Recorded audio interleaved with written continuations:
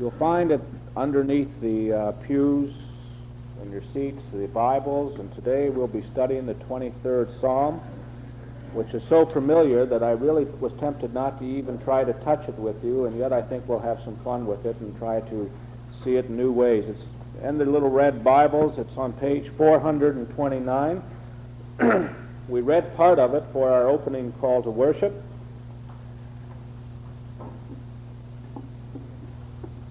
Does everybody have a Bible? If not, there are some in the back extra. Okay? Great. At least one person said, I'm looking forward to this to find out what this all means. I suppose there's probably no psalm which has been more memorized than the 23rd Psalm, nor more used than the 23rd Psalm, and yet probably least understood. It's one of the fascinating things about poetry. Poetry can be continually repeated, or church liturgy can be continually repeated until it becomes extremely familiar but has absolutely no meaning. This is one of the tragedies of recitation. One of the reasons I, in a sense, dislike our use of the Lord's Prayer each Sunday is I think we get to the point where we just say the words and it becomes part of the mumble-jumble, but we never give much thought about what do we mean when we say Our Father, or who is in heaven, or hallowed, and be thy name, and so on. Some of the churches that I've served have refused to have anything every single week just for that own purpose. The 23rd Psalm fits very much into that category. Everyone who has gone through Sunday school at some time or another learned the words of the 23rd Psalm. It's one of the few that almost everybody is forced to study. And I thought that we would, because it's a short psalm and because we have a few minutes, that we might go through it 3 or 4 times and play with it a little bit. First time through, I would like just to take it word by word and do an exposition of what the words themselves mean and the concepts. Secondly, I'd like to do an interpretation as to how the psalm originated and what it might have meant to the original hearers of the word. And third, come back to what is the most familiar use of the psalm in terms of our understanding of life here and the life hereafter, or at least the hint towards the life hereafter as we try to read it. Okay? Let's begin then, and at any point shout or dig in and holler if there's something that doesn't make sense. The 23rd Psalm. Yahweh, says the Lord. But remember, this is the name of God. It's like Zeus in the Greek. We do not have in English the name of God, and I continually emphasize this because we lose tremendous amounts of understanding of the Bible by the false translation of Yahweh, the name of God, as Lord. It's the name revealed to Moses. We don't know what it means. I am that I am is the normal translation. He who causes to be. He is what he is. But it is a name. Every bit of name is Ruth or George or anything else. It's not the generic sense. It's the personal name of God, Yahweh, my shepherd. It's interesting, in the Hebrew language, there are a number of ways that you can form nouns, but some of the nouns are formed out of participles. And while I wouldn't want to push it too much, I would think here that roe, the word for shepherd, is a participle. It comes from a verb which means to tend sheep. Now, the interesting thing, the reason I even make the point is that a noun can be all kinds. It can be stative where it has nothing going on. It can be a high, lofty concept. Or basically, it can be verbal, and a verbal noun requires action. The shepherd is not a passive individual who just sits back and lets things go. He is an active participator in the life of his flock. Britons took a trip to the Holy Lands, and I know they saw shepherds over there. And if you watch the little Arab boys squat down in the style which you'll see young kids doing, I never could do it, flat-footed and sitting on their haunches. The ancient style. Archaeologists have examined bones and bone structure, and man who has spent a great deal of time out and has to be alert and somewhat on his feet has for time immemorial haunched down like that. You know, most of us do it on our toes. We squat down. Now, you can't stay on your toes very long, you know. You squat like that. And then your back of your calves are legs. But if you stand flat-footed and sit on the calf, you can sit for hours. Little shepherd boys will be out there. Now, in the ancient world, the shepherd boy was responsible for the flock, totally. He was held accountable for each and every one of the sheep. If a sheep was to be lost, it was out of his payment that he had to pay. Or he had to show that the sheep was taken by a lion or a bear or some sort of an animal by bringing back part of the carcass. He was not an individual who could just send the sheep out and forget about him, but he took an active role. And if you don't understand that, the rest of this poem doesn't make sense. It is an active, participating role. And Yahweh is pictured as the shepherd on many occasions of Israel, of his people. And when you come to the New Testament, what's one of the pictures of Jesus? The Good Shepherd. So much so that in John, you remember, there's that rather interesting scripture, which is basically misunderstood because the picture of the ancient shepherd isn't understood, where they talk about he comes unto his own and he calls them out by name, and those who know him come out, and the rest who don't know him don't come out. That basically is a sheep pen. At night, in the small towns, even to this day, all of the sheep were brought in from the fields around and put into the sheep pen. And they were all mixed. And then one guard was placed over them. And in the morning, each individual shepherd would come and would call. And those sheep came out when they recognized the voice of their shepherd. So that instead of having to separate them, they just would come on out. So you understand that, those of you who have been raised on farms, right? They knew the voice. And as each shepherd called his sheep, they would go out, follow him, and go on the way. It's that kind of active participation which I catch in just the flavor of the Hebrew word here used for shepherd. Okay? Yahweh, my shepherd, I shall not want. Need is a better word. Want is sort of funny. We have a secondary meaning to want, and that is, I kind of want this. I may not need it, but I sort of want it. I sort of desire it. Basically, the concept here is that I'll have no needs. I shall not lack, as one of the translators puts it, and I think that's a pretty good thing. Because there are a lot of things I want that I don't need. There are a lot of things I have that I don't need. But there are certain things that I lack that I do need. And the concept is, as you read again down through here, is that there is no lack. Because Yahweh is leading, the shepherd leads, drives, does all kinds of things. Because it is God who is leading me, there is no lack in my life. Still leaves room for some of my own wants and desires, but the basic things are to be found. Okay? Yahweh, my shepherd, or is my shepherd, I shall not lack, I shall not want for anything. In green pastures, he causes me to crouch down. It's an interesting word. First of all, the green pastures. Picture this. We're going to come back to it where it might have come up originally. The picture has no meaning for us. We can't imagine what it would be like to crouch down in green pastures. But as we begin to think about it, we'll come back to it. Think of people living in the desert, the wilderness, who are entering into a holy land. And as they bring their flocks in, they see suddenly not rock and stone and thistle of the wilderness, but fields that are absolutely green. I think probably anybody who's been to the Holy Lands and then flies back to Europe is immediately struck by the lush greenness of Europe in comparison. Something that you can't explain to anybody until you see it. And this is what they're talking about. Causes me to crouch down. Lie down? No, the word is used of beasts crouching, ready to leap. Beware, it says at one point, of the demon crouching by your door. He's causing you to feed, basically. To not lie down, but to crouch down, to be there, to enjoy. Okay? By tranquil waters he will lead me. By waters, quiet pools, not torrents, not streams.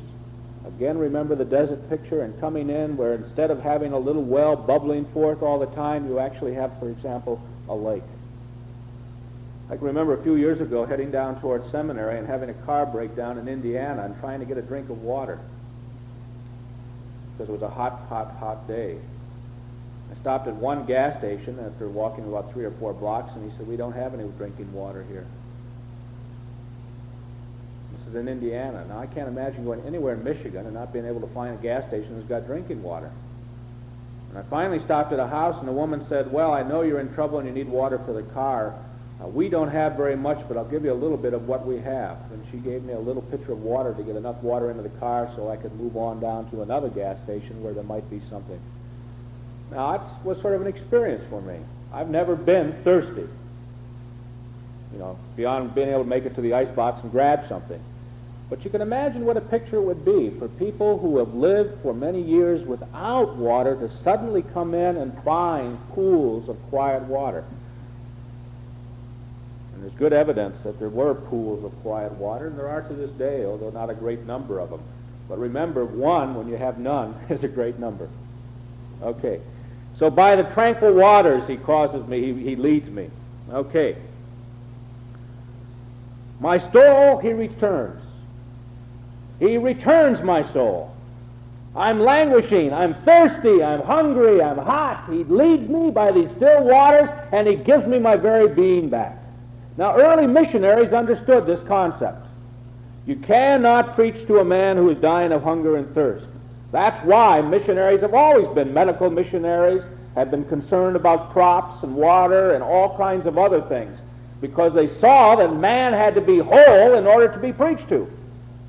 And this is the restoring.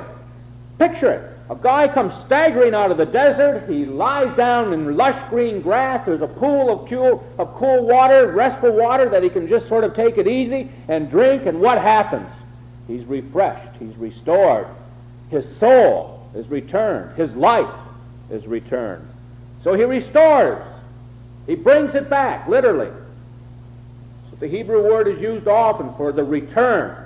He restores my soul. Oh, this next one's a nice one. He leads me in the grooves of righteousness. I had fun with this one. This is a good one. Now, I know it says paths of righteousness, and that's not a bad translation. But there are two things that I would say to you. First of all, that the Hebrew word here literally comes from wagon. And what you got a picture of is a wagon rut. Some of you younger ones who haven't been in wagon ruts remember in the snow time in the winter when you're driving down the middle of the street where everybody's been going and somebody else comes and you try to get out of those ruts and you can't. Wheels are turned like this and you just keep sliding along the rut. That's exactly what the picture is here. He's got me in the ruts of righteousness. Now, I didn't use the word rut. Why? Because to be in a rut's kind of a negative connotation.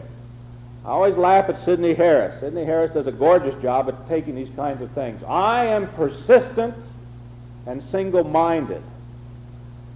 He's stubborn and hard-headed. I'm single-minded. He's narrow-viewed, narrow-minded. Depends on where you are, right? How you want to look at it. Well, I took the grooves because, Evie just won a golf tournament yesterday. Her swing must have been in a groove, not a rut. You never say, if you say my swing's in a rut, you're in trouble. That means you're not doing so well. But if you've got the right groove on your swing, things are working right. Right, Harold? Got to get that groove. And the reason that you got to get two grooves, really. You got to get an iron groove and a wood groove. Unfortunately, most people either have the wood working very well and wonder why their irons are going to pot, or their irons are working well and they can't hit a wood because it takes two different grooves. You got to hit the iron and the wood separately, different swing. What you've got here then is a wagon trail going down. This is the picture, and here are some big ruts, and he's got you stuck in those grooves. He leads you in those grooves, and you start sliding along, and you can't help but make the right decision because you're in the groove of righteousness. That's why I like it better than a path. Path sort of wanders, and you never know. It's sort of a nice, tranquil picture. But here you are. You're stuck. You are so stuck in the groove of righteousness that you can't make basically a bad decision. Now, that's not a bad way to be. Most of us are in other kinds of grooves. You see, we've talked about the fact that you come to church and you're continually challenged about things that you may not even be facing so that you learn to hit the spiritual brakes. You do not learn to drive a car until you know what the brake's all about. You do not find out about the brakes in the car when you're doing 70 miles an hour down the expressway and hit an emergency. That's not the time to get out the manual and look up and stopping and find out how to do it, because by the time you find out how to do it, you've hit the wall. What you do is you learn first about braking. You learn to break when it's not essential, and then you can handle it. Now, life is a lot like that. I think you, number one, learn about spiritual breaks, and number two, you learn the spiritual paths, and He's going to lead you in this groove of righteousness. He leads me in the paths of righteousness. Well, I like it better. It's more picturesque. Get in the groove. Get into the swing of things, okay? He leads me in the, well, they say track. That's interesting, one of the ways of translating it. Track. What's he do over here? No, he does a whole different thing with it. This book is, that you'll hear me quoting very often by Dahoud, is a fascinating book, but sometimes he gets a little too fascinating. Okay, for His name's sake. For His name's sake. All right. Now comes another one. Up to this point, recognize what? God has been talked about in what person? Third person. We're going to get a change to second person. Okay? Indeed, if I walk in the valley of the shadow of death, is the normal translation, I will fear no evil. Now, this has caused an awful lot of discussion. If there's any place in this particular psalm that they've tried to change things, it's right here. The original commentators of this century took out the valley of the shadow of death. Why? Because it's a very strange word. It's the only time it occurs in Hebrew. And they argue that Hebrew words do not normally combine two words to make one. We do it all the time. Bed, room, bedroom. You know? Two-tone, or something like that. Hebrew doesn't do that. It is not the normal pattern of Hebrew. Each word is individual and separate. So you might have a room of bed, which we would translate bedroom, but they're two separate rooms, that kind of a thing. So scholars argue that because this word is united, it could not mean valley of the shadow of death, but rather was another rather unusual Hebrew word meaning great darkness, terrifying darkness, that primeval darkness that we talk about in the first of Genesis before there's really any light whatsoever. Now, if we've got a picture of shepherds moving into a place where there are tremendous valleys, we can understand the unknown fear of darkness. And that's a good translation. Yea, indeed, even if I walk in the valley of terrifying darkness, I will fear no evil. Why? We'll come back to that in a moment. However, all of that discussion is very important and quite possible depending on how you interpret it, but there's no reason now, according to modern scholarship, to change it at all. We have found that among other Semitic languages, the whole concept of two words being put together is rather regular, and so even though I walk in the valley of the shadow of death, I shall fear no evil. Why? Because thou, suddenly the change, you are with me. Now you tell me what this next phrase means. Your rod and your staff, they comfort me. How does a rod and a staff comfort? You ever ask yourself that question? Use a rod to beat, use a staff to lead, drive. Got a little rod here and that long hook staff, and what you do is you put this out in front of the sheep, and then you sort of like this to get them to go the direction you want them to go into, but that isn't any comfort, is it? Tell me. Huh? To guide. To guide, yes. Security blanket, maybe. Maybe.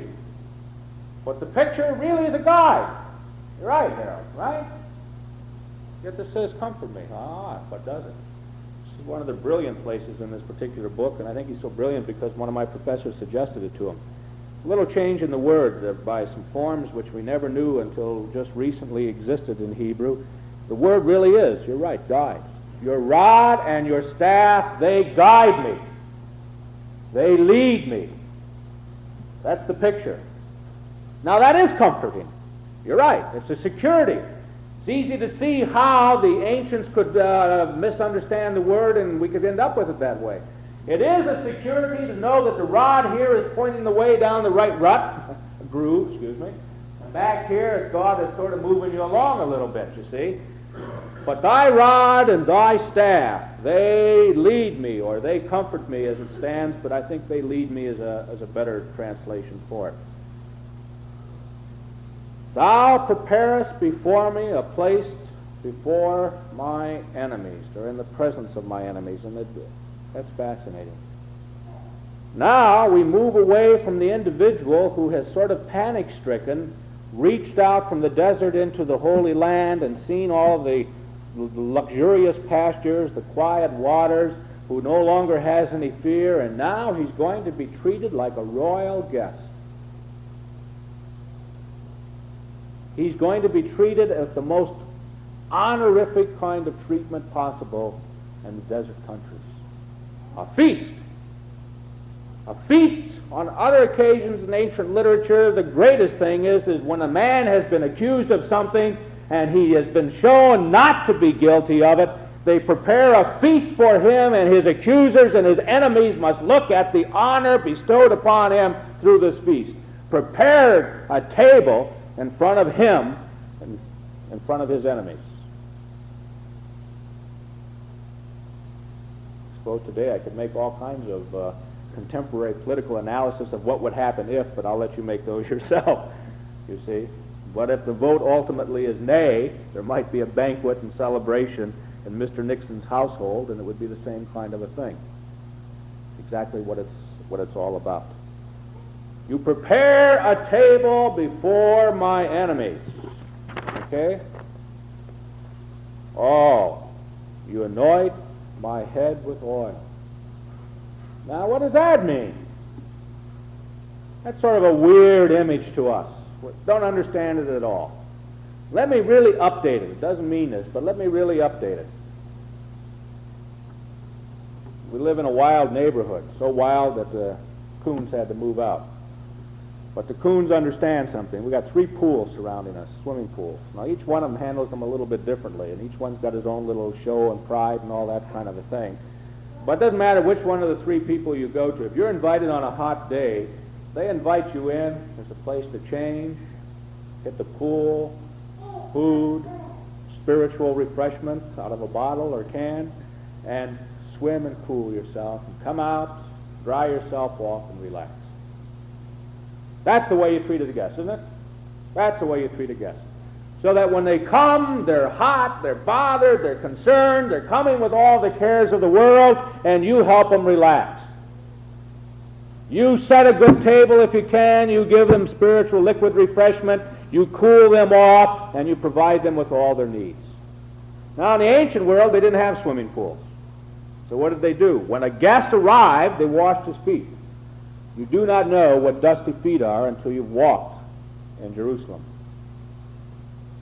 It's up to here. One thing I learned is don't wear dark pants while you're out strolling in Jerusalem. Isn't that right, Britain? Just sort of settles, and pretty soon it keeps getting whiter and whiter and whiter, clear up to your knees. It's a thick powder that you're constantly, as you walk, it just puffs a little bit. It's just an amazing thing. You see, that's the kind of dust. Now, when you arrive somewhere, Jesus talks about it in the New Testament too, you wash the feet. Why? Because dusty, hot, dirty feet are rather uncomfortable. You wash the feet. But remember, the dust is also settling up here. You've got a picture of it in Amos, where the rich are panting after the dust of the poor's head. You know, that's how much how they're so eager to get every little bit. So what did you do? You took Vaseline hair tonic, or some other kind, and you rubbed it into their hair, and you restored the cracked end. You see, I'm taking all the modern illustrations from television advertisements. You anointed their head with oil so that it was cleaned of the dust, combed out, and cooling, sweet balm, which usually was a sweet scented oil.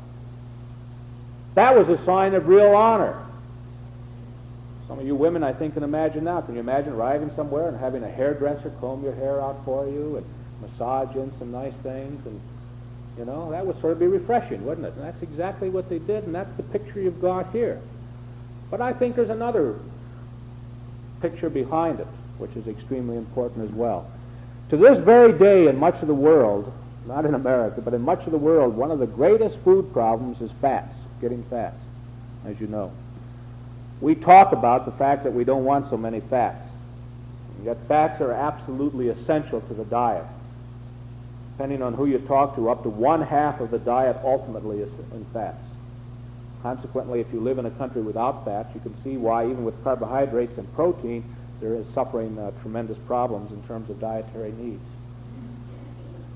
Now here is the sign of honor. You take oil, which is a fat, olive oil, which is part of one of the great sources of fats in the ancient world, and you show how honored this guest is because you're willing to take even some of the most important things that you've got and to anoint his head with it.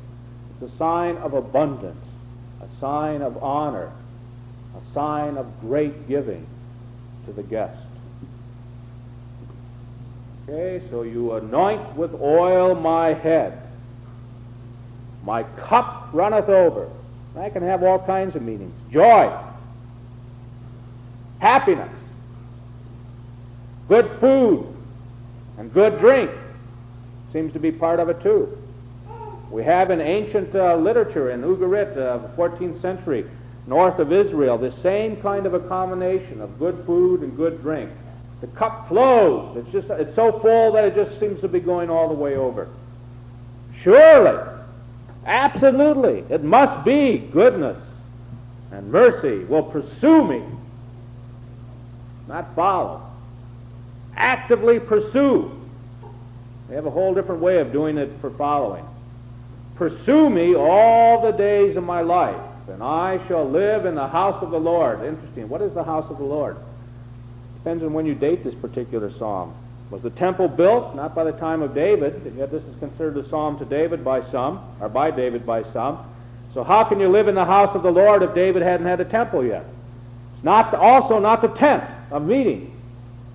This particular scholar argues the psalm is early and that the house of the Lord does not mean the temple, the church, the synagogue. It means God's heaven. And he literally translates it in the house of Yahweh, meaning the heavens. I shall live in heaven. I shall dwell in heaven. And makes it a concept of the ongoing future paradise. I don't think it means that at all, though in a couple of weeks we will come up with whether or not there's a concept of future life in the Bible. I shall live in the house of Yahweh to the end of days. I translated that purposely because that's literally what it says, and it depends on whether you're reading these things in terms of the here or now, or whether you're reading it in terms of a future life. Now let's go back over the psalm real quickly. Picture a group of people in Egypt. They go forth to worship. They're pursued by their enemies. They're in a wilderness that is rough, little water. Oftentimes the waters that are there are dried up or have become bitter. So much so that there's a place called Marim, which is a sign of the place of the bitter waters. You couldn't drink them. They're wandering. They're feeling like sheep who are lost. And suddenly they enter the Holy Land. The Lord, my shepherd, has brought us to the Holy Land. We shall not want, lack.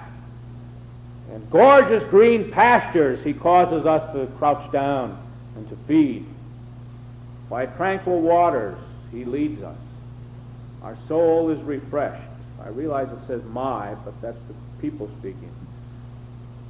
He leads me into the grooves and into the paths of righteousness, and all of these things are done for his name's sake. What do I fear? Even if it be a dark valley, I shall fear no evil, for thou art with me.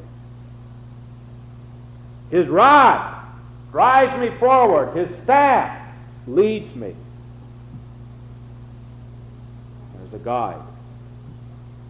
He prepares before me a luscious table, and before my enemies he anoints my head with oil. My cup runneth over. Surely goodness and mercy and all the magnificent things of life will actively pursue me all the days of my life. Now that's an active recounting of the history of Israel in a few short voices. Just came back from New York, voices or something, huh? Few short verses. It's an active recounting of it, if you read it that way. It is a here and now account. But there's also a very interesting, and you'll notice that this is one of the Psalms which is probably read more at funeral services than, again, any of the other Psalms, with the potential of the 119th Psalm, whither shall I flee from thy spirit, and so on. And that's because there is also to be found in here a concept of the future. The Lord is my shepherd, I will not want. It's future. It also can be present. I'm not wanting, but the basic impact of it is that it's future. Because the Lord is my shepherd, I'm not going to want in the future. He will make me lie down or crouch down in green pastures. He will lead me by still waters. Now you can argue that both ways. If you're still in the desert looking the other way, or they're talking about a future life. He will restore my soul. Then, even when I walk through the valley of the shadow of death, it's really meaningful to me because I just walk the valley again, as I've done on many occasions. Even then I shall fear no evil. Why? Because you are with me. It's interesting, you see. No longer a future. Present. I mean, literally, there's no way you can read it anything but the present. No longer a future tense because you are with me. Then back to the future. Your rod and the staff, they will guide me or comfort me if you want to hold that reading. You will prepare before me a table before my enemies, or prepare for me a table before my enemies. You have anointed my head with oil. My cup runneth over, and goodness and mercy will pursue me all the days of my life, and I shall dwell in the house of the Lord forever. And because of the concept of the future, which I emphasized here for the most part, a number of people have read this as a psalm leading towards paradise and the faith of God and faith ultimately in an afterlife. And I would only say this as we try to wrap up a little bit on this. Any great poetry can be read at several levels. The difference between the poetry your kids bring home that they wrote in school and you say, isn't that cute? And the great poetry is that the kids bring home something that basically you can read on one very simple level. Right? And you read it and you understand it, and it doesn't require much meditation because that's exactly what it said. Right there. My dad is fat, you know. He was in a big hat. Well, that stuff sort of stands out. It rhymes, and that's poetry of a type. But when you begin to deal with great poetry or great ideas and concepts, they apply on several different levels. Personally, I think that the psalm, the poem, was the story of the peoples in a personal way. They were not thinking of life to come. They were thinking of the life which is here. They were not concerned about where they were going after death. They were concerned about where they were going during death. That is life. They were not fearful of what was to come, but they were struggling with the fears of what was here. I flipped on the tube last night after we had gotten home and caught the part of one of this Western movie about this guy that was hung and came back to life and now felt like he was an avenging angel kind of a thing. And one of the gentlemen in the film was dying, and he was fearful of death. And he asked him a very simple question: were you ever afraid of life? That's an interesting. I don't know if I'd have thought about it, and would even caught it if I hadn't been thinking about the 23rd Psalm. And he said, no, I enjoyed life. And then he said, well, why are you fearful of death? Which is really ultimately a part of life. That's interesting, isn't it? There's a concept moving on here, and I think we sometimes fail to recognize that one and the other are part of the same thing. We have a tendency to move death this way and fail to come to grips with the fact that life and death are part of it. That does not mean there isn't suffering and feeling of loneliness and separation and all of the things which are part of that terrible experience because we don't know about it, but that ultimately we ought to come to grips with it as a continuing process. And there is here as I reread this last night after he said that. There is the concept. You're with me now, you're taking care of me now, and even when. Where the whole concept of God's care is, regardless of where you are, God is there. Even if I go to the farthermost parts of the earth, as the other psalm says. And so I think you read it not only in terms of how they felt it, but how it applies. And one of the most frustrating experiences that I've ever had, and I've had it a number of times, is listening to a poet read and explain his own poetry. Now, once in a while, it's an exciting creative experience. But most of the time, because poetry evokes from you your own imagery, it's devastating to ask a poet what he meant. Because ultimately it doesn't matter what he meant. Ultimately, it matters how you take it to mean and what it does with your own soul. And so as you look at a psalm like this, fascinating historically, a lot of interesting things in it. I enjoyed it. This is the first time I've worked so carefully on it. I never knew about ruts down the road. I like that concept. I like the concept of active shepherd. I like the concept of terrifying darkness, whether death be it or something else, but a terrifying darkness, that terrible feeling of loneliness. I like the idea of the rod and the staff leading, providing security, which is a comfort, but starting off with the concept of leading. And I obviously like the concept of eating and drinking, so that part I always had a good time with. But ultimately also, as I read the psalm, and as I reread it, and I must have read it 100 times this past week, every chance I had, it was just laying there open, and I would read it again. It evoked also in me the feeling that God is, was, and always will be my shepherd. Yahweh, my shepherd, I have no lack. Harold. I kind of like this for the ending. It says, for all thy goodness and kindness is yours. I'll live with you in your house forever. Yeah. It's the Living Bible. Yeah. Captures the concept.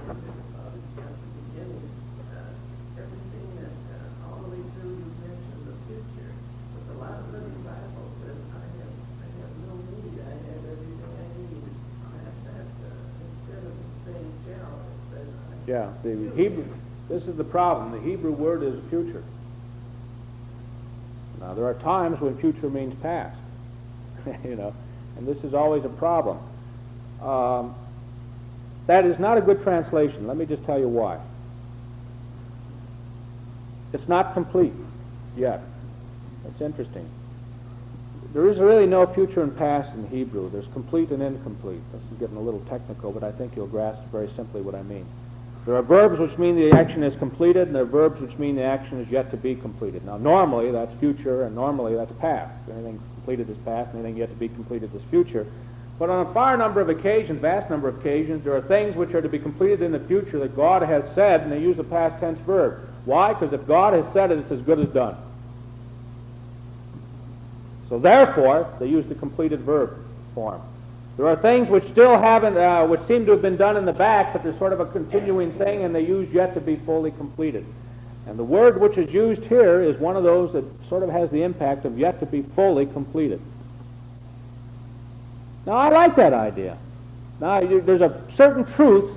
We're playing with it a little bit here, but there's a certain truth that once I've come to the concept, I really don't lack. But I like the active concept of still participating, still growing, still knowing that no matter where I go in the future, I'm still not going to lack. It's not that I only haven't lacked up to this particular point, but there's the concept that tomorrow I'm not going to lack. See? And I think that's an important difference.